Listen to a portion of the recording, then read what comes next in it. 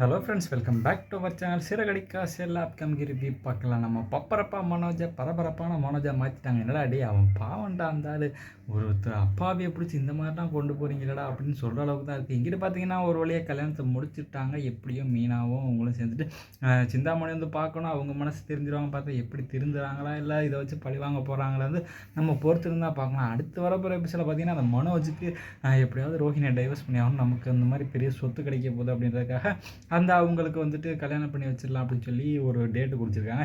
இங்கே தான்ப்பா அவனுக்கு சூனியம் அப்படின்ற மாதிரி ஆகுது. ஏன்னா அவங்களுக்கு வந்து முத்து ஏற்கனவே தெரியும்ல, அதனால அந்த பூ டெக்கரேஷனை வந்துட்டு அவங்களுக்கே வந்து கொடுக்குறாங்க. அதே போல் கேட்ரிங்கை வந்துட்டு இங்கே ரவி ஸ்ருதியை கொடுக்குறாங்க. மேக்கப்பை வந்து அவங்களுக்கு ரோஹிணி கொடுக்குறாங்களா.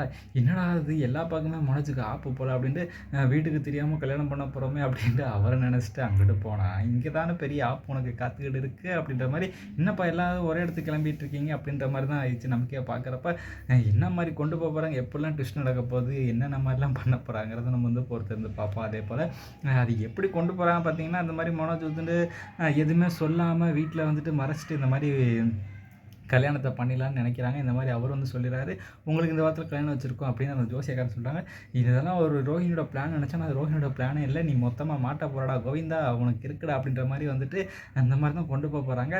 அதே போல் வீட்டில் எல்லாத்துக்கும் தெரியாத மாதிரி வந்து மனோஜ் வந்துட்டு கல்யாணத்துக்கு கிளம்பி போயிட்டுருக்காங்க. புது மாப்பிள்ளை புது ட்ரெஸ் எல்லாம் போட்டுட்டு எங்கடா போகிற மனோஜ் அப்படின்னு கேட்குறப்ப, இல்லைம்மா ஃப்ரெண்டுக்கு கல்யாணம்மா அங்கே தான்மா போகிறேன் அப்படிங்கிறேன். இல்லை நானும் வரேன் அப்படிங்கிறப்ப, இல்லைம்மா பிஸ்னஸில் நிறையா பேர் வருவாங்க, நான் போயிட்டு டக்குன்னு வந்துடுவேன், இதுக்கு எதுக்கு நீங்களாம் வரீங்கன்னு சொல்லிட்டு எப்படியோ ஏமாத்திட்டு போகிறாங்களா.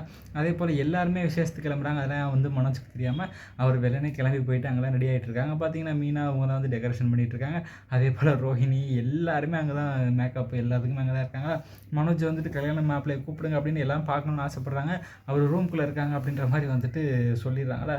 சரி பார்த்துக்கலாம், அப்புறம் பொறுமையாக பார்த்துக்கலான்னு அவங்கள விட்டுறாங்களா.